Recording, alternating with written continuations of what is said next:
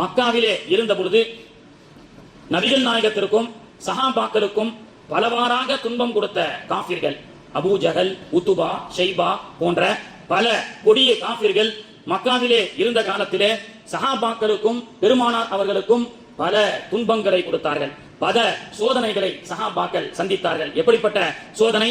அந்த சோதனை அளவுக்கு ஒரு இஸ்லாமியர்கள் சோதிக்கப்பட்டார்கள் என்று சொன்னால் அது பலஸ்தீன மக்கள். பெண்கள், குழந்தைகள் என்று பார்க்காமல், நோயாளிகள் என்று பார்க்காமல் சில ஆண்டுகளாக இஸ்ரேல் என்ற அந்த பயங்கரவாத நாடு, யூதர்கள், எந்த யூதர்களை அல்லாஹ்வும் சபிக்கின்றான், மலக்குகளும் சபிக்கின்றார்கள் என்று அல்லாஹ்வுடைய தூதர் அவர்கள் சொன்னார்களோ அப்படிப்பட்ட யூத பயங்கரவாதம், இஸ்ரேலிய அந்த பயங்கரவாதம் பலஸ்தீன மக்களை குழந்தைகள் என்றும் பார்க்காமல், மருத்துவமனை என்றும் பார்க்காமல், பள்ளிக்கூடம் என்றும் பார்க்காமல் சில ஆண்டுகளாக தன்னிடத்தில் சர்வாதிகார வல்லமை உள்ளது என்று சொல்லி தன்னுடைய அந்த ரோம பேரரசுகளுடைய அந்த ஆதரவுகளை வைத்துக் கொண்டு இஸ்லாமியர்கள் என்ற ஒரே காரணத்தினால் அந்த பலஸ்தீன மக்களை அழித்து கொத்து கொத்தாக அழித்தார்களோ, எந்த பலஸ்தீன் மக்கள் அபார்ட்மெண்ட்களை, வீடுகளை இழந்து, உடைமைகளை இழந்து, பசியோடு பட்டினியோடு உடை இல்லாமல் இருந்தார்களோ, அந்த காசாவுடைய பலஸ்தீன மக்கள் டென்ட் போட்டு வாழ்ந்து கொண்டிருக்கின்றார்கள். இன்னைக்கு தன்னுடைய சுய தேவையை நிறைவேற்றுவதற்கு கூட பெண்களுக்கு மறைவிடம் இல்லாமல் அந்த மிகப்பெரிய மோசமான அவல நிலைக்கு பலஸ்தீன மக்கள் தள்ளப்பட்டார்கள். எந்த மக்காவிலே மக்கத்து குஃபார்கள் இஸ்லாமியர்கள் என்றும் பார்க்காமல், ஒரு முறை நிறைய சம்பவத்தை சொல்லலாம். பிலால் ரலியல்லாஹு அன்ஹு அவர்கள் உமையா என்பவனால் கொடுமைப்படுத்தப்பட்டார்கள். இப்னு மஸ்ஊத் ரலியல்லாஹு அன்ஹு அவர்கள் அபூ ஜஹலால் காதில் அடிக்கப்பட்டு காது கிழிக்கப்பட்டார்கள். பெருமானார் அவர்கள் தொழுது கொண்டிருக்கும் பொழுது குடலை வந்து மேலே போட்டார்கள். சித்திக் நாயகம் ரலியல்லாஹு அன்ஹு அவருடைய மகளான அஸ்மா ரலியல்லாஹு அன்ஹு அவர்களை, பெருமானார் அவர்களையும் சித்திக் நாயகத்தையும் இருக்கக்கூடிய இடத்தை சொல்லவில்லை என்ற ஒரே காரணத்தினால் பெண் என்றும் பார்க்காமல் அவருடைய உச்சி முடியை குடித்து அவர்கள் சுழற்றி கீழே தள்ளினார்கள். இது போன்ற ஆயிரம் சம்பவங்கள் 13 ஆண்டுகளாக மக்கத்து குறைசிகள் செய்த அட்டூழியங்கள், அநியாயங்கள், கொலைகள், இதற்கெல்லாம் ஒரு முடிவு கட்டுவதற்காக அல்லாஹ் பயன்படுத்திய காலம் இது ஹிஜ்ரா. மதீனாவுக்கு சென்றதற்கு பிறகு 13 ஆண்டு காலங்கள் அடி வாங்கிய சமூகத்தை அல்லாஹ் தஆலா ஹிஜ்ரத் என்ற அந்த பயணத்தின் மூலமாக திருப்பி அடிக்கக்கூடிய ஒரு சூழலை ஏற்படுத்தினார். உலகத்தில் ஒரு கூட்டம் எப்பொழுதும் அடி வாங்கி கொண்டிருக்காது, திருப்பி அடிக்கக்கூடிய காலம் வரும். அதற்கு அல்லாஹ் பயன்படுத்திய காரணம் ஹிஜ்ரத் என்பதை போன்று இத்தனை ஆண்டு காலமாக பலஸ்தீன் மக்களை கொத்து கொத்தாக கொன்று பலஸ்தீன் மக்கள் எல்லாம் வீடு இல்லாமல், உடைமை இல்லாமல், பசி பட்டினியோடு, நோயோடு அவர்களுக்கு கொடுக்கப்படக்கூடிய உணவுகளை தடை செய்த இந்த இஸ்ரேலிய பயங்கரவாதத்தை தட்டி கேட்டு இஸ்ரேலுடைய கொட்டத்தை அடக்கக்கூடிய ஒரு மிகப்பெரிய வீரராக ஈரானை சார்ந்த பெருமானார் அவர்கள் சொன்னார்களே, அலி அவர்தான் அசதுல்லா, அவர்தான் புலி என்று சொன்னார்கள். அப்படிப்பட்ட அலி என்ற பெயரை தாங்கிய ஈரானுடைய அதிபர் அலி காமினி என்று சொல்லக்கூடிய 84 வயது வீரர். இத்தனை ஆண்டு காலம் இஸ்ரேல் தன்னை விட்டால் இந்த உலகத்தில் எதிர்ப்பதற்கு ஆள் இல்லை என்று ரவுடிசம் செய்து கொண்டிருந்த, அவனோடு கைகோர்த்த அமெரிக்கா போன்ற பல நாடுகளுக்கும் சிம்ம சொப்பனமாக விளங்கி சென்ற ஆண்டு வெள்ளிக்கிழமை காலை வரை இஸ்ரேல், ஈரான் தன்னுடைய வேலை ஒன்று அவர் உண்டு என்று இருந்தார்கள். எப்படி சொல்லுவாங்க? அவர் உண்டு அல்லாஹ் உண்டு சொல்லி இருக்கப்பட்ட அந்த ஈரானை சோதிக்கும் வண்ணமாக இஸ்ரேல் ஈரானின் மீது ஒரு சின்ன தாக்குதலை தாக்கியது. ஆனால் இஸ்ரேல் நினைத்தது இவர்களும் பாலஸ்தீனை போன்று பலகீனமானவர்கள் என்று தப்பு கணக்கு போட்டு விட்டார்கள். அதற்கு அலி காமினி சொல்லியிருக்கின்றார், நாங்கள் திரும்பி ஓடுவதற்கு ஆட்டு மந்தைகள் அல்ல, நாங்கள் எல்லாம் சிங்க படைகள் என்று சொல்லக்கூடிய அளவுக்கு தன்னை அடிக்க வந்த அந்த இஸ்ரேலை திருப்பி அடித்திருக்கின்றார்கள். ஒரு வாரத்துல இஸ்ரேலுடைய பல பகுதிகள், ஹாய்பா, டெல்லவி என்று சொல்லக்கூடிய மிக முக்கியமான பகுதிகள் எல்லாம் ஈரானுடைய ஏவுகணைக்கு தரைமாற்றமாக்கப்பட்டு கோடீஸ்வரர்கள் எல்லாம் இன்று டென்ட் போட்டு பீச் கரையோரம் ஒதுங்கக்கூடிய ஒரு சூழல் ஏற்பட்டிருக்கிறது. பல ஆண்டுகளாக பாலஸ்தீன மக்களை கொடுமை செய்து வந்த இஸ்ரேலுக்கு அல்லாஹ் கொடுத்த அடி. நீ பல ஆண்டுகளாக என்னுடைய பலஸ்தீன மக்களை கொடுமைப்படுத்தி அதுக்கு பிறகுதான் அந்த மக்கள் எல்லாம் வாழ்வாதாரம் இருக்கிறார்கள் என்பதை தாண்டி ஒரு வாரத்திலேயே இஸ்ரேல் நிலைகுலைய செய்திருக்கின்றார்கள் ஈரானிய சக்திகள், ஈரானுடைய வீரர்கள். இதிலிருந்து என்ன தெரிகிறது? அடி வாங்கி கொண்டிருக்கக்கூடிய சமுதாயம் மட்டுமல்ல, ஒரு கட்டத்தில் திருப்பி அடிக்கக்கூடிய சக்தியையும் அல்லாஹ் கொடுப்பான். 13 ஆண்டுகள் அடி வாங்கினோம். எங்கே? மக்காவிலே. 13 ஆண்டுகள் அபூ ஜஹல், உத்துபா, ஷைபா போன்ற கொடியவர்களால் பல கொடுமைகளுக்கு ஆளாக்கப்பட்ட இஸ்லாமிய சமூகத்தை மதீனாவுக்கு சென்றதற்கு பிறகு திருப்பி அடிக்கக்கூடிய சக்தியை அல்லாஹ் கொடுத்தானா இல்லையா? இன்னைக்கு ஈரானிய போரை பற்றி இன்னைக்கு பெருமானாருடைய நபிமொழி ஆய்வு செய்ய ஆரம்பித்து விட்டது. விரைவில் மகதியும் வருவதற்குண்டான வாய்ப்பு உள்ளதா என்று கேட்கக்கூடிய அளவுக்கு இன்னைக்கு ஹதீஸ்கள் நமக்கு இந்த போரை பற்றி சொல்லி காட்டுகின்றது. பெருமானார் ஸல்லல்லாஹு அலைஹி வஸல்லம் அவர்கள் சொன்னார்கள், ஃபகாத்தலுல் யஹூத், அட்டூழியம் புரியக்கூடிய யூதர்கள் எல்லாம் கொலை செய்யப்படக்கூடிய காலம் விரைவில் வரும். அது வராத வரை லா தகூமு ஸாஅ, கியாமத் நாள் வராதுன்னு சொன்னாங்க.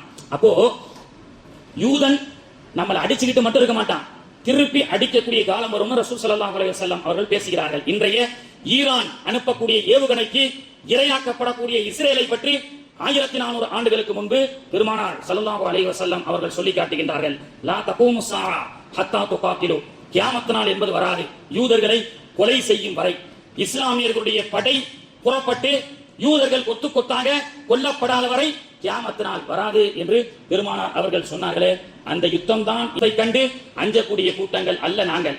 இன்று உன்னுடைய அந்த சர்வாதிகார தீவிரவாதத்தை நான் கேட்கவில்லை என்று சொன்னால் அவர் பேசுகின்றார், எனக்கு பிறகு என்னுடைய பையன் கேட்பான், அவருக்கு பிறகு அவருடைய பேர குழந்தை கேட்கும். உலகத்தில் அநியாயங்கள் எப்பொழுதெல்லாம் நடக்குமோ, இஸ்லாமியர்களுக்கு எதிராக எப்பொழுதெல்லாம் நீங்கள் போர்களை தூக்குவீர்களோ அதற்கு எதிராக நாங்கள் சண்டையிடுவதற்கு அஞ்சக்கூடிய கூட்டம் அல்ல. 1000 ஆண்டுகள் ஆடுகளாக வாழ்வதை விட ஒரு நாள் சிங்கமாக வாழ்ந்து மடிவேன் என்று திப்பு சுல்தான் சொன்னானே, அப்படிப்பட்ட வீர உணர்வை ஊற்றி வளர்க்கப்பட்டவர்கள் நாங்கள். சஹாபாக்கள் 10,000 பேரு, எதிரிகள் 10 லட்சம் பேரு. 10 லட்சம் பேரை எதிர்ப்பதற்கு 10,000 சஹாபாக்களை கண்டு அதிசயப்பட்ட, அந்த சண்டையை கண்டு அதிசயப்பட்ட மக்களுக்கு சஹாபாக்கள் சொன்னார்களே, நாங்கள் 10,000 பேர், எதிரிகள் ரோமர்கள் 10 லட்சம் பேர், ஆனாலும் எங்களுக்கு தான் அல்லாஹ் வெற்றியை கொடுப்பான், எங்களுக்கு இரண்டும் வெற்றிதான், மௌத்தாகிவிட்டாலும் ஷஹீத் என்ற வெற்றிதான், உங்களை வீழ்த்தினாலும் எங்களுக்கு வெற்றிதான். உங்களிடத்தில் வந்த சிப்பாய்கள் 10 லட்சம் பேர் வீட்டை விட்டு புறப்பட்டு வரும் பொழுது போயிட்டு வருகின்றோம் என்று சொன்ன கூட்டம், ஆனால் எங்களிடத்தில் இருக்கக்கூடிய 10,000 பேர் வீட்டை விட்டு புறப்படும் பொழுது போயிட்டு வர மாட்டோம் என்று சொன்ன கூட்டம். இப்படி உயிரை துச்சமாக மதித்து மார்க்கத்திற்காக உயிரை கொடுக்கக்கூடிய வீரர்கள் இருக்கும் வரை யூதர்களுடைய அழிச்சாட்டியங்களை இந்த சமூகம் தட்டி கேட்டுக்கொண்டே இருக்கும் என்று ஒரு வீர வசனத்தை கேட்டவுடன் உலக அரங்கம் என்று ஈரானிய அதிபருடைய அந்த அறிவிப்பை தொட்டு அறந்து போயிருக்கின்றது. என்னடா உயிருக்கு பயமில்லை என்று சொல்கின்றான், இவனை கொத்து கொத்தாக அழித்தாலும் அடுத்த ஒரு கூட்டம் புறப்படும், அந்த கூட்டத்தை அழித்தாலும் அடுத்த ஒரு கூட்டம் புறப்படும் என்று சொல்கின்றார்களே. மரணத்தை கண்டு பயப்படாத இந்த கூட்டத்திலத்தில் போர் செய்வது நமக்கு கட்டாயம் தோல்விதான் என்று இன்னைக்கு இஸ்ரேலிய பயங்கரவாதம் கூட ஆட்டம் கண்டு கொண்டிருக்கின்ற சகோதரர்களே. அப்படிப்பட்ட மக்காவில் 13 ஆண்டுகள் வாங்கி அடி மதீனாவில் சென்று எப்படி நாம் திருப்பி கொடுத்தோமோ அதே போன்று திருப்பி கொடுக்கக்கூடிய காலமாக அல்லாஹ் தஆலா 1447 ஹிஜ்ரியை அல்லாஹ் தஆலா அமைத்து நமக்கு எதிர்வரக்கூடிய காலத்தை சிறப்பான காலமாக அல்லாஹ் ஆக்கி அமைத்து தருவானாக. அப்துல்லா இப்னு சஹமி சொன்னாரே, மரணத்தை கண்டு தூக்கு மேடையில் நின்ற அப்துல்லா இப்னு சஹமி இடத்திலே கேட்கப்பட்டது, நீங்கள் ஏன் அழுகிறீர்கள், உங்களுக்கு மரணம் நெருங்க போகிறது என்பதை நினைத்து அழுகிறீர்களா? அப்துல்லா இப்னு சஹமி இடத்துல மன்னன் கேட்கின்றான். தூக்கு மேடையில் ஏற்றப்படக்கூடிய நேரத்திலே தேம்பி தேம்பி அழுகிறார் அப்துல்லா இப்னு சஹமி. அவரிடத்தில் கேட்கப்பட்டது, ஏன் அழுகிறீர்கள், மௌத்தை நினைத்து நீங்கள் அழுகிறீர்களா, உங்களுக்கு தூக்கு தண்டனை வரப்போகிறதே, ஒண்ணுமில்ல மன்னிப்பு கேட்டுட்டா விட்டுருவோம் அப்படின்னு சொல்லும் பொழுது அப்துல்லா இப்னு சஹமி சொன்ன வார்த்தை சரித்திர வரலாற்றில் பதிவு செய்யப்பட்ட வார்த்தை என்ன தெரியுமா? மரணத்தை கண்டு, தூக்கு மரணத்தை கண்டு நான் அஞ்சுகின்றேனா? இல்லை. நான் எதற்காக அழுதேன் தெரியுமா? இவ்வளவு பெரிய உடலில் இந்த இஸ்லாத்திற்காக, இந்த மார்க்கத்திற்காக கொடுப்பதற்கு அல்லாஹ் ஒரே ஒரு உயிரை தானே கொடுத்திருக்கின்றான். ரோமத்தின் அளவு, உடலில் உள்ள ரோமத்தின் அளவு அல்லாஹ் தஆலா எனக்கு உயிரை கொடுத்து அந்த உயிர்களை எல்லாம் இந்த மார்க்கத்திற்காக தியாகம் செய்ய முடியவில்லையே என்று நான் அழுகின்றேன் என்று அப்துல்லா இப்னு சஹமி அவர்கள் சொன்னார்களே, அதுதான் இஸ்லாத்தினுடைய சித்தாந்தத்தின் வெற்றி. மார்க்கத்திற்காக உயிர் எங்களுக்கு ஒன்றும் பெரிதல்ல, இது ஒன்றும் நாங்கள் உலகத்தில் உல்லாச வாழ்க்கையை அனுபவிப்பதற்காக வரவில்லை, நாங்கள் மரணத்திற்கு பின்பு சொர்க்கத்துடைய வாழ்க்கையை விரும்புகின்றோம் என்ற அந்த தியாகிகளுடைய வீர சொற்பொழிவை ஈரானிய அதிபர் அலி அவர் சொல்லியிருக்கின்றார் என்று சொன்னால், அந்த அலியோடு அல்லாஹ் தஆலா என்றும் துணை நிற்பான். அவர்கள் மட்டுமல்ல, இஸ்லாமிய நாடுகள் கூட துணை நிற்கவில்லை. லெபனானை தாண்டித்தான் ஈரானுக்கு அணு ஆயுதங்களை அவர்கள் அனுப்ப முடியும். ஈராக்கை தாண்டித்தான் ஈரானை அழிக்க முடியும். ஆனால் ஈராக்கும் லெபனானும் இஸ்லாமிய நாடு, நமக்கு சப்போர்ட் இல்ல, ஈரானுக்கு சப்போர்ட் இல்ல. ஆனால் சைனா ஈரானுக்கு சப்போர்ட் செய்கிறது, அணு ஆயுதங்களை அனுப்பி இருக்கிறது. சைனாவிலிருந்து இன்று ஈரானுக்கு 2 நாட்களுக்கு முன்பதாக சைனாவிலிருந்து ஈரான் எவ்வளவு தூரம், பல நாடுகளை, சில நாடுகளை கடந்தால் தான் ஈரானுக்கு செல்ல முடியும். ஆனால் சைனாக்கார ஈரானுக்கு ஆயுதங்களை அனுப்பி இருக்கிறார்கள், போருக்குண்டான ஆயுதத்தை. எப்படி தெரியுமா? என்னடா எங்க நாட்டு வழியா தானே இந்த பிளைட் போனோம், எது அனுப்புனாலும் ராக்கெட் போனோம், எங்க நாட்டுல வரவே இல்லையேன்னு பாக்குறான். சைனால இருந்து ஈரானுக்கு எப்படா நீ அனுப்புன வானூர்தி வழியாக அப்படின்னு கேட்டா சைனாக்காரன் சொல்றான், என்னுடைய வானூர்தி ஒரு நாட்டை நோக்கி தான் செல்லும், ஆனால் என்னுடைய வானூர்தி யாருடைய கண்ணுக்கும் எந்த டெக்னாலஜிக்கும் அதை கேப்சர் பண்ண முடியாத அளவுக்கு உண்டான டெக்னாலஜியை நான் வைத்திருக்கின்றேன் என்று சீனா சொல்கிறான். அந்த சீனா தேசத்தை தான் சாத் இப்னு அபி வக்காஸ் ரலியல்லாஹு அன்ஹு அவர்கள் அடக்கம் செய்யப்பட்டிருக்கிறார்கள். உஹதுல பெருமானார் அவர்களுடைய அந்த துவா செய்யப்பட்ட வில்லு தான் சாத் இப்னு அபி வக்காஸ். அந்த வில்லு இன்னும் கூட மதீனாவில் பாதுகாக்கப்பட்டிருக்கிறது. கண்ணுக்கு தெரியாத டெக்னாலஜி. ரிமோட் இங்க இருக்கு, சாதனம் அங்க இருக்கு. ரிமோட் அழுத்தினா எந்த உயர் பவரும் இல்லாம அந்த சாதனம் செயல்படுதா இல்லையா? அந்த சாதனத்தை, ஒரு வானூர்தி பறக்கக்கூடிய ஒரு விஷயத்தை கூட சேட்டலைட் டெக்னாலஜி மூலமாக, வீடியோவின் மூலமாக, கண்ணால் பார்ப்பதன் மூலமாக பார்க்க முடியாத அளவுக்கு உண்டான டெக்னாலஜி சைனா வைத்திருக்கின்றார் என்று சொன்னால் அது பெருமானார் அவர்கள் செய்த துவா. சாத் இப்னு அபி வக்காஸ் அவர்களுக்கு பெருமானார் அவர்கள் செய்த துவாவுடைய டெக்னாலஜி இன்னைக்கு ஈரானுக்கு பயன்படுகிறது சோழர்களே. அப்படிப்பட்ட நல்ல மக்கள், அதாவது இந்த போர் என்பது இஸ்லாமியர்கள் யூதர்கள் என்று அல்ல. சைனா இஸ்லாமிய நாடா? புத்த நாடு தானே.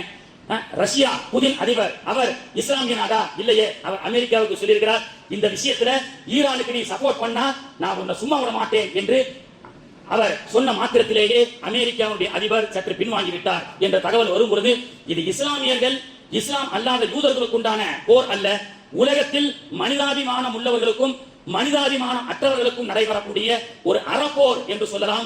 அந்த போர் இன்ஷா அல்லாஹ் தொடர்ந்து நிகழ்ந்தால் மகதியும் வருவதற்கு காலங்கள் ரொம்ப நாட்கள் இல்லை என்று சொல்லப்பட்டாலும் அல்லாஹ் தஆலா நாம சந்திக்க இருக்கக்கூடிய எதிர்வரக்கூடிய அந்த ஹிஜ்ரத்தை போர் இல்லாமல் எல்லோரும் மனிதாபிமானத்தோடு நிம்மதியோடு எந்த மதத்தை சார்ந்தவராக இருந்தாலும் எல்லோரும் சந்தோஷத்தோடு வாழ்வதற்காகவே அல்லாஹ்விடத்திலே துஆ செய்வோம். அத்தகைய சூழலை அல்லாஹ் தஆலா சிறப்பான, அதாவது அமைதியான பூங்காவாக முழு உலகமும் திகழக்கூடிய பாக்கியத்தை அல்லாஹ் தஆலா தந்து அருள் புரிவானாக. சுன்னத் தொழாதவங்க தொழுது கொள்ளுங்கள். வாஹிரு தஅவானா அனில் ஹம்துலில்லாஹி ரப்பில் ஆலமீன்.